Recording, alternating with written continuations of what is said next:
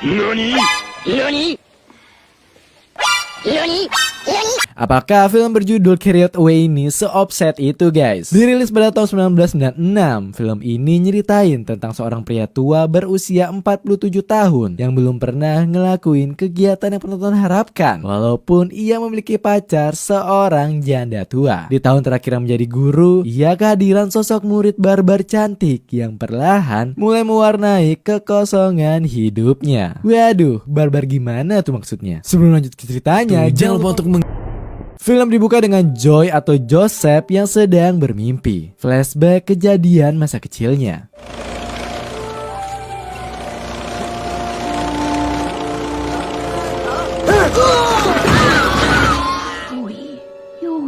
Yang bikin salah satu kakinya jadi pincang. Kemudian pria itu pun dibangunkan oleh ibunya. Di sini kita bisa melihat kalau Joseph ini hanya tinggal berdua dengan ibunya, yang berarti di umur 47 tahun ia belum menikah. Joseph pun langsung bangun dan bersiap buat kerja, di mana dia bekerja mengurus kandang kuda dan sekaligus menjadi guru SMA di desa itu. Usai mengurus kandang, Joseph pun bersiap untuk mengajar di sekolah. Joseph punya pacar yang juga seorang guru yang udah lama menjanda dengan satu anak laki-lakinya. Ia bernama Rosiali. Not in this lifetime. Have a good one. You too. Di suatu kelas, Joseph memberitahu murid-muridnya tentang dirinya yang bakal pensiun pada akhir semester ini. Tiba-tiba, Next week. terdapat satu siswi baru yang masuk ke kelasnya. Siswi cantik itu bernama Catherine. Karena parasnya yang sangat wadidaw, Catherine dengan mudah memikat orang-orang yang ada di kelas itu, termasuk Robert, anak dari Rosiali.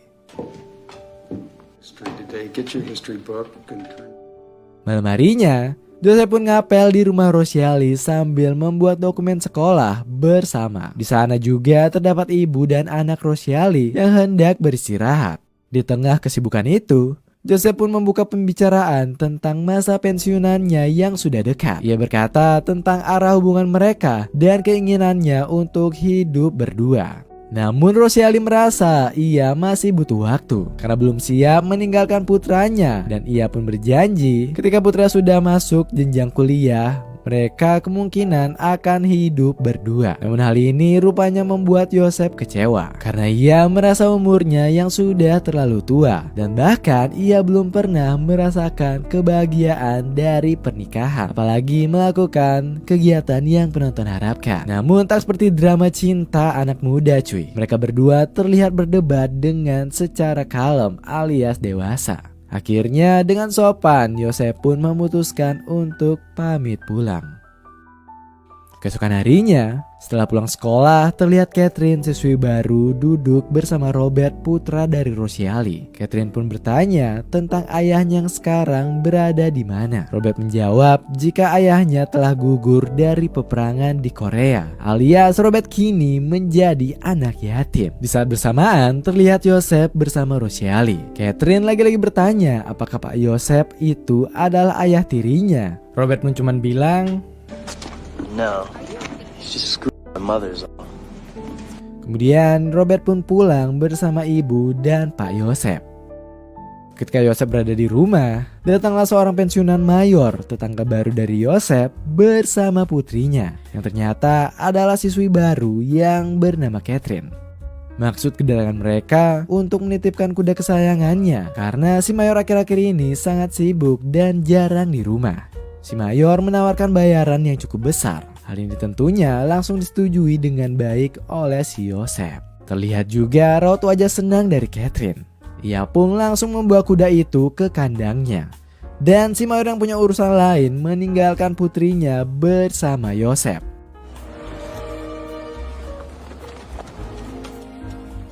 Ketika di kandang, Catherine meminta Joseph untuk mengajarinya cara menunggangi kuda dengan benar. Apalagi ayah telah membayar Joseph dengan harga yang cukup mahal. Dengan senang hati, Joseph pun bersedia untuk mengajarkannya. Bahkan Catherine dapat dengan bebas untuk masuk dan membawa kunci kandangnya. Sambil mengantar Catherine pulang, mereka pun berbincang tentang pribadi masing-masing. Mulai dari masa pensiunan Yosef yang hampir dekat, sampai cita-cita Catherine yang ingin menjadi aktris terkenal. Bahkan Catherine sempat memuji-muji betapa kerennya Yosef menjadi guru. Namun Yosef menganggap jika Catherine terlalu berlebihan. Ia hanyalah guru biasa. Di sini juga kita dikasih lihat kalau Yosef ini adalah orang yang hebat dalam berburu. Dia pun nyari bebek dan membawa bebek itu pulang.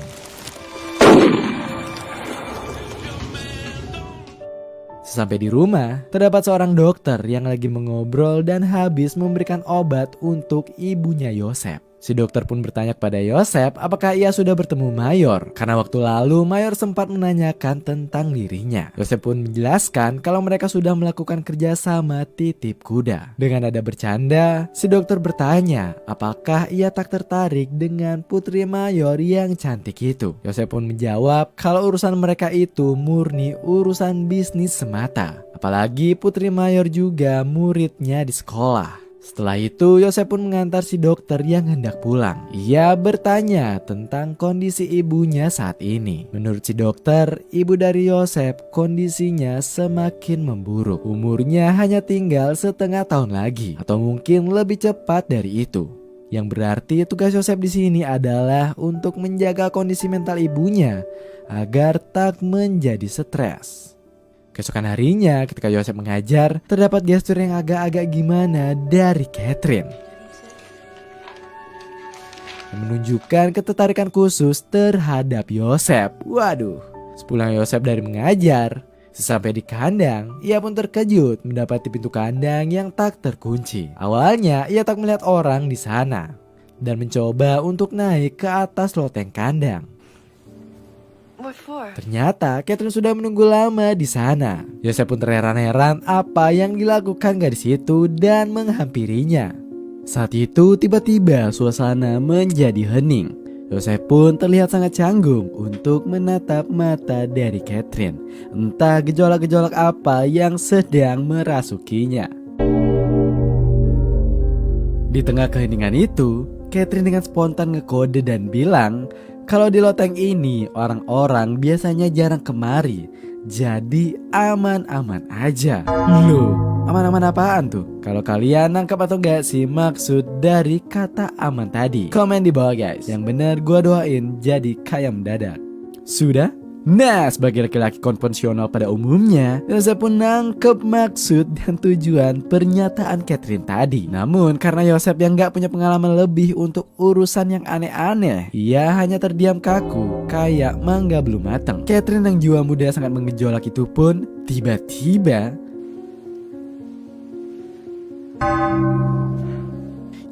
Yosef pun terkejoet, syok memandang pemandangan spektakuler itu. Namun Yosef yang tak siap dengan itu memutuskan untuk meninggalkannya. Waduh. Namun ketika hendak balik, ia seolah-olah mendapatkan bisikan-bisikan syaitan yang mengatakan, Boleh kalian?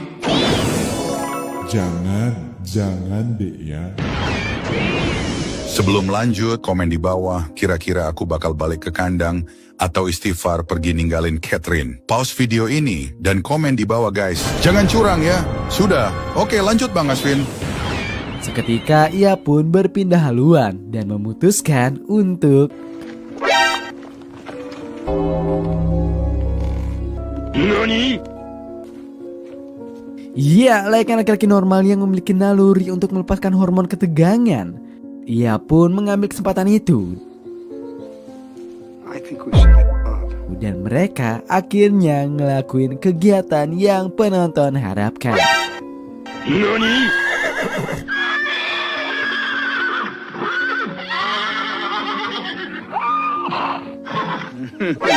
NANI? Keesokan harinya, Yosef dan Rosyali sedang nongkrong di bar dan ditemani minuman haram. Waduh, kalau di negara Wakanda plus 26 para guru mana berani kayak gini. Ketika Yosef agak tipsi, terlihat raut wajah bersalah akibat kegiatan kemarin. Dia pun ngelemparin beberapa gombalan ke Rosiali, dan setelah itu mereka pun ngedatengin rapat pihak yayasan sekolah. Chill banget kalau di luar negeri, abis tipsi langsung rapat guys. Pada rapat itu, Yosef dan Rosiali berusaha ngajuin agar kontraknya Yosef dapat diperpanjang. Namun pihak yayasan menolak itu, dan akhirnya rapat pun berakhir dengan Yosef yang kesal dan ninggalin ruangan itu. Karena kegagalan mereka dalam memperpanjang kontrak Yosef, hal ini membuat Rosiali memutuskan untuk mengalah dan bersedia untuk menikah, menjalin hidup berdua dengan Yosef. Malam harinya, Rosiali memutuskan untuk menginap di rumah Yosef. Gladi-gladi gitu. Awalnya suasana begitu hangat, namun semua berubah karena Yosef salah ngomong. Ia berkata kalau sebentar lagi ia akan membuat Rosiali bahagia karena dapat menggantikan peran almarhum suaminya. Namun hal ini justru malah membuat Rosiali jadi nggak nyaman dan langsung pulang gitu aja. Karena ini, Yosef malam itu menjadi galau sampai dia tak tidur dan malah mengkonsumsi minuman haram.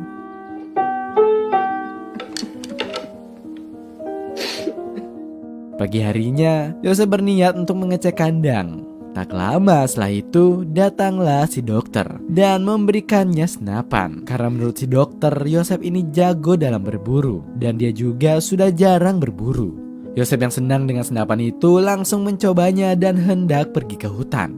Di tengah jalan, Yosef mendapati seekor serigala. Ketika hendak mengambil senapannya,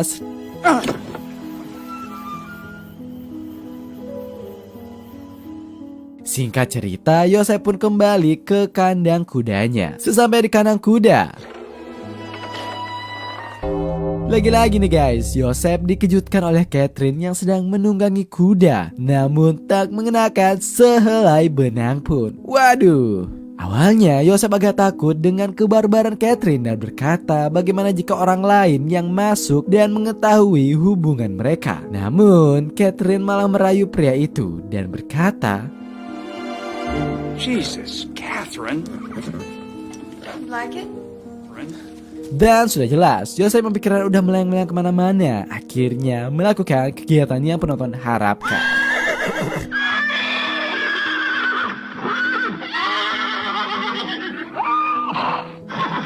Malam harinya, Yosef pun pulang ke rumahnya. Terlihat ibunya masih aktif memasak, menyiapkan makan malam. Di sini wajah Yosef masih kelihatan berseri-seri banget. Setelah itu, ia pun ngerayain hari itu dengan bermain piano. Tak lama, ibunya menghampirinya. Di sini, ibunya yang sadar dengan kondisi fisiknya yang mulai rentan menasihati Yosef untuk segera menikah. Apalagi jika ibunya amit-amit wassalam, maka Yosef akan hidup sendiri. Yosef pun menjelaskan kalau dirinya sekarang belum siap karena belum merasa cukup mapan.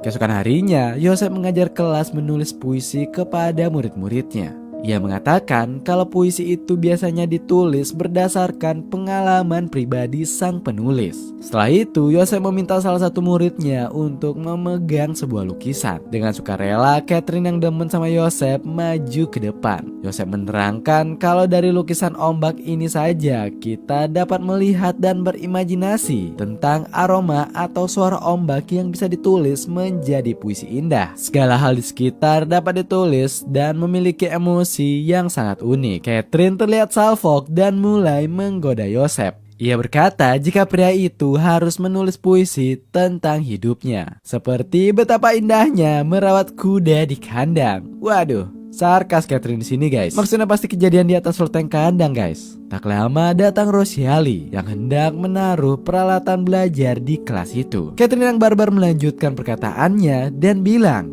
jika Yosef harus mengabadikan kisah cintanya juga menjadi puisi karena itu begitu indah dan tak terlupakan. Rosiali yang mendengar itu malah positive thinking dan mengira kalau kisah cinta yang dimaksud Catherine adalah kisahnya dengan si Yosef. Rosiali pun berkata kepada Catherine kalau itu adalah ide yang menarik karena Yosef adalah penulis yang hebat. Namun Catherine pun seketika menjadi cemburu kepada Rosiali. Setelah kelas berakhir, Catherine mengumpulkan tugas puisinya. dan memberikan pesan kepada Yosef bertulisan ajakan untuk bertemu dan mengobrol hal yang sangat penting.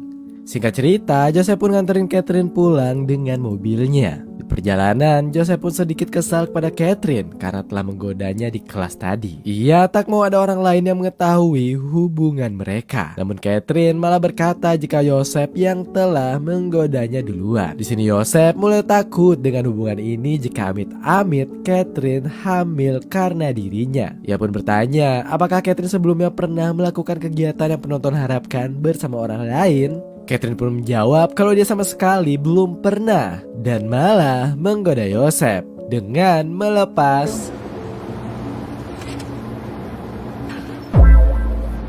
Joseph yang udah geram dengan tingkahnya Catherine langsung membentaknya dan menyuruhnya untuk to the point. Maksud dari ngobrolin hal penting tadi. Di sini Catherine pun akhirnya mengaku jika sekarang dirinya telah I am pregnant. hamil. Waduh.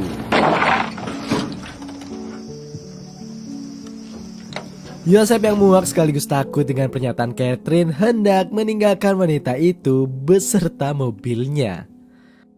Akhirnya Catherine pun mengaku kalau ia hanya bercanda tentang kehamilannya. Dan lagi-lagi ia pun menggoda Joseph. Karena merasa dipermainkan, Joseph berkata jika ia tak akan lagi menyentuhnya atau bertemu dengan Catherine lagi. Namun inilah yang dilakukan Catherine.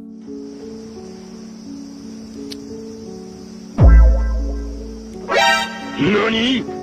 Ya, bagaikan meludah menghadap ke atas, Joseph akhirnya terkena ludahnya sendiri. Layaknya laki-laki konvensional pada umumnya, Joseph yang terpancing dengan itu semua mengakhiri itu di loteng kandang kuda. Dan jelas dengan melakukan kegiatan yang penonton harapkan. Waduh.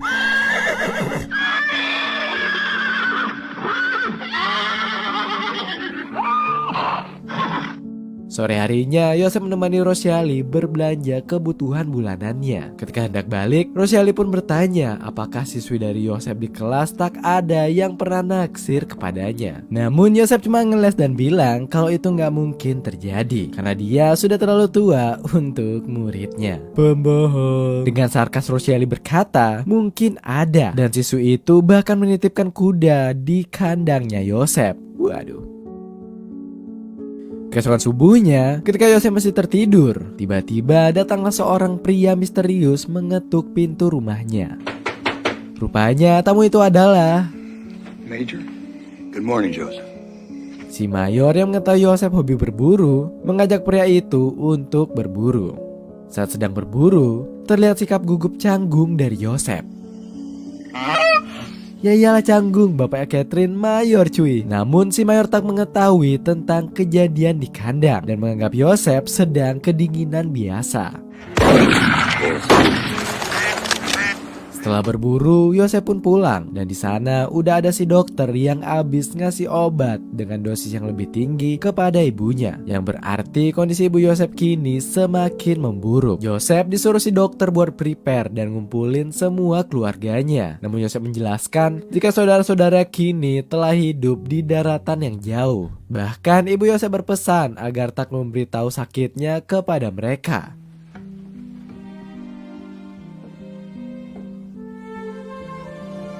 Kemudian Joseph pun melanjutkan aktivitasnya untuk mengurus kandangnya. Tak lama datanglah Catherine dan menawarkan Joseph minum minuman haram. Waduh. Namun Joseph masih kepikiran dengan kondisi ibunya menolak itu. Lagi-lagi guys, Catherine kembali merayu pria itu. NANI?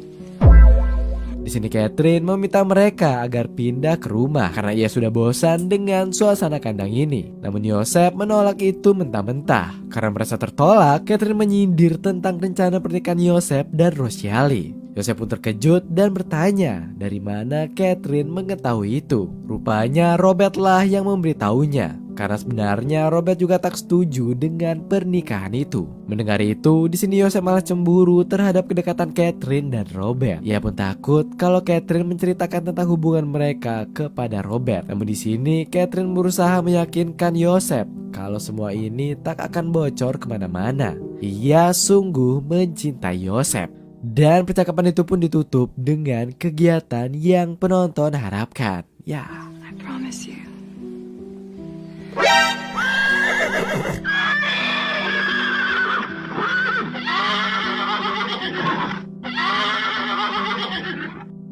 Usai kegiatan itu, tiba-tiba NANI? ya, betapa terkejutnya si dokter melihat Yosef dan Catherine seperti Adam dan Hawa. Waduh.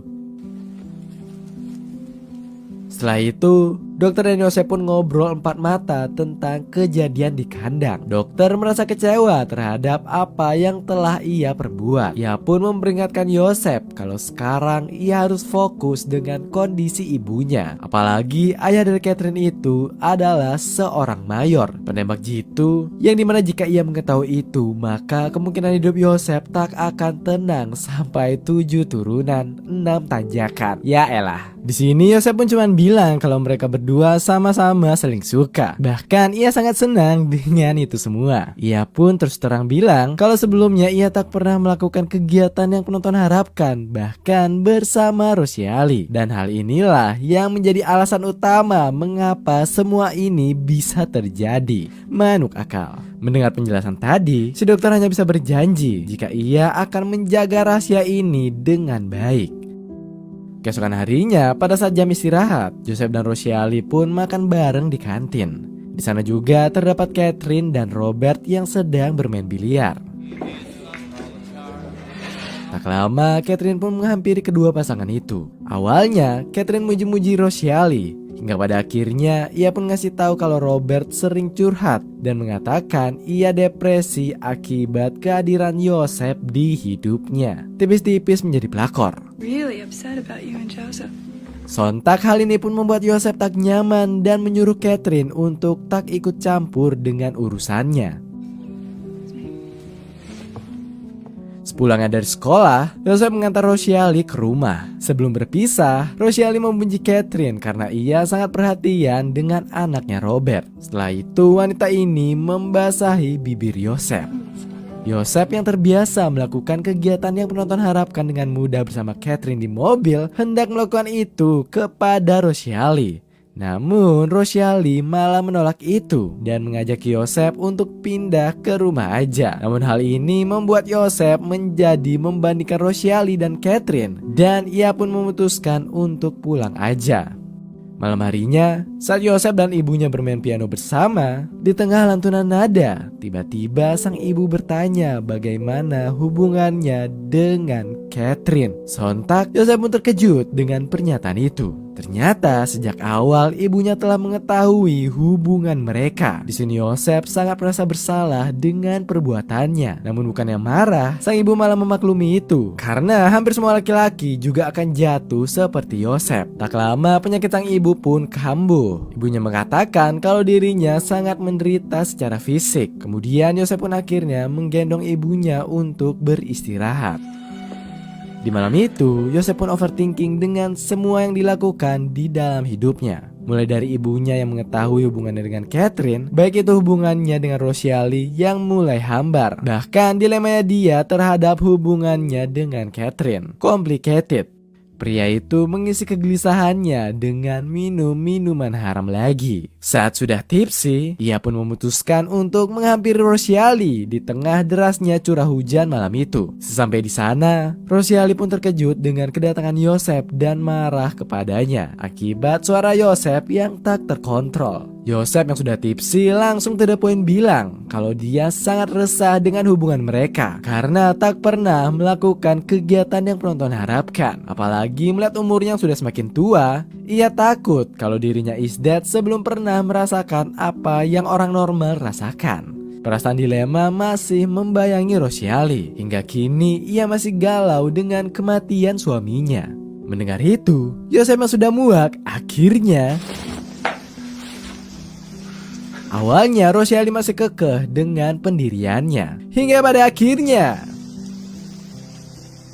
gelas demi gelas minuman haram diteguk oleh wanita itu. Dan tentunya minuman itu membuatnya menjadi tipsi. Akhirnya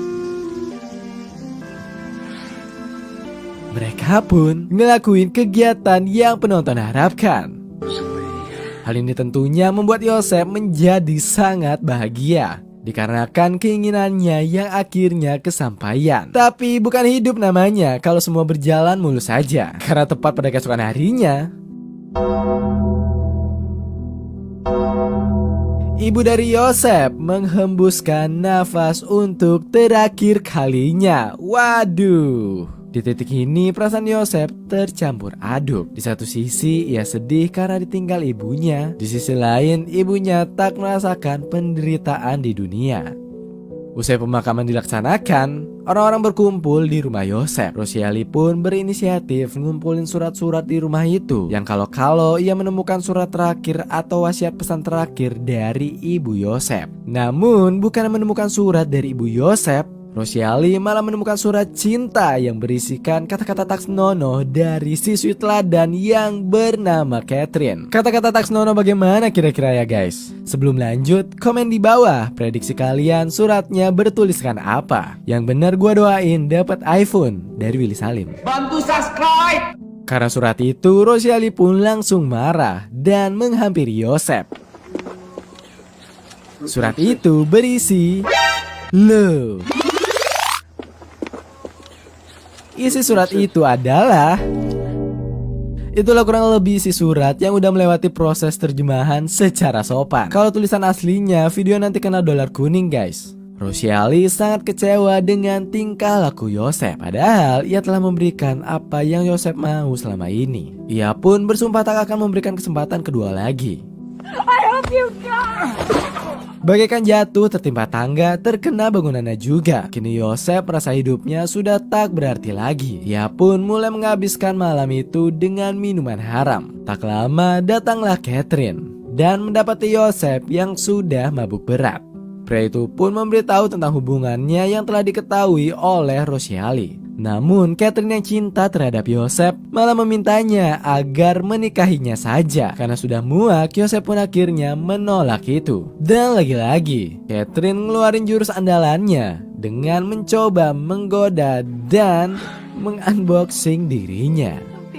Di momen menegangkan itu, Yosef pun bingung entah mengikuti si hati atau pikirannya. Karena satu persatu yang ada di hidupnya perlahan mulai menghilang. Ia pun menolak itu semua, meninggalkan Catherine dan pergi ke rumah Rosiali.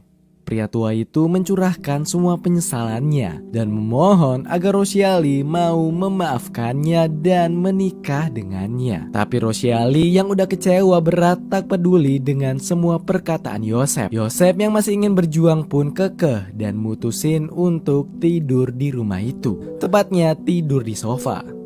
Hal ini juga disaksikan oleh Robert. Namun Rosiali di sini masih sedikit peduli dan menyuruh Robert mengambilkan selimut untuk Yosef. Pagi harinya, si dokter berkunjung ke rumah Rosiali buat ngejelasin secara logika kalau semua yang terjadi di antara Yosef sama Catherine itu masih manusiawi. Karena latar belakang Yosef yang tak pernah merasakan bercinta dan juga keluarga Catherine yang broken home membuatnya tak pernah merasakan kasih sayang. Tapi si Rosiali masih belum bisa menerima kenyataan. Tak lama kemudian,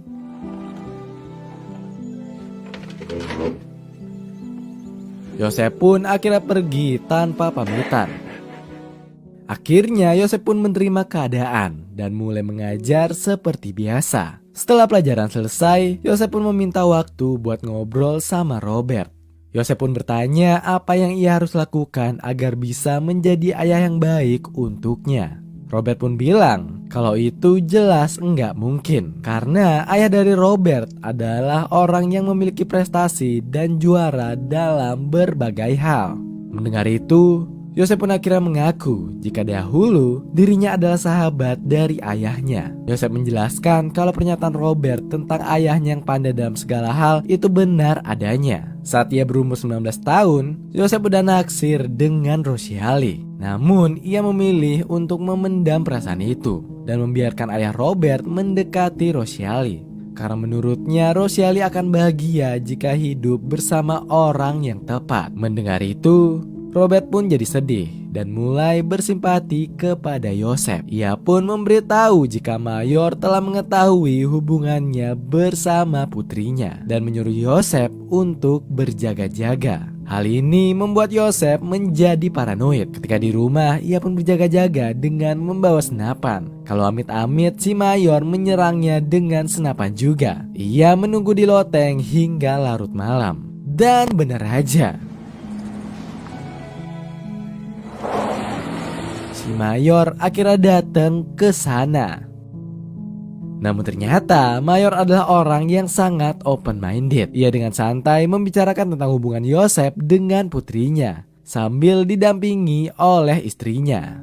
Di sini si Mayor hanya menyampaikan keinginan si Catherine yang mau menikah dengan Yosef. Namun Yosef menolak itu secara sopan dan mengatakan jika dirinya sudah terlalu tua untuk menikah dengan Catherine. Berbeda dengan si Mayor, istrinya malah gak terima dengan pernyataan Yosef. Si Mayor akhirnya mengalah dan mengajak istrinya untuk pulang.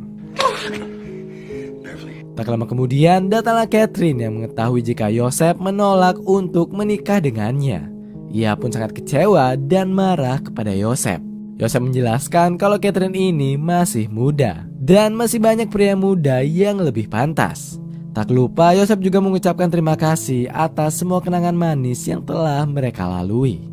Awalnya Catherine kekeh dan rela menjadi selingan bagi Yosef. Namun karena Yosef yang tak tergoda dengan tawaran itu pun, di sini Catherine pun akhirnya menyerah dan berusaha untuk ikhlas. Namun apesnya, ya, rasa sakit hati Catherine membuat segel itu membakar kandang kuda kesayangan Yosef. Dan hal ini tentunya meludas hanguskan aset milik Yosef.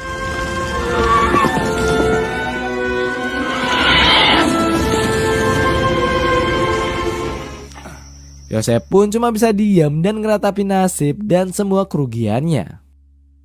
Pagi harinya Yosef pun terbangun dan ngeliat sisa dari kandangnya yang udah hangus terbakar. Ia pun langsung berinisiatif untuk mengambil semua tabungannya dan berniat membeli rumah idamannya bersama Rosiali dulu. Setiba di rumah itu, terdapat Rosiali yang duduk sendirian di sana. Rupanya Rosiali telah mengetahui tentang kebakaran kandang Yosef dan turut prihatin dengan itu semua. Di sini Yosef kembali meminta maaf karena telah mengecewakan Rosiali. Melihat Yosef yang telah terkena azab, Rosiali pun akhirnya luluh dan memberikan kesempatan kedua untuk Yosef. Mereka pun memulai semua lagi dari awal. Dan film pun ditutup dengan Yosef dan Rosiali yang mulai menerima satu sama lain. Dan film pun berakhir. Gua Aswin, ending yang sangat sopan.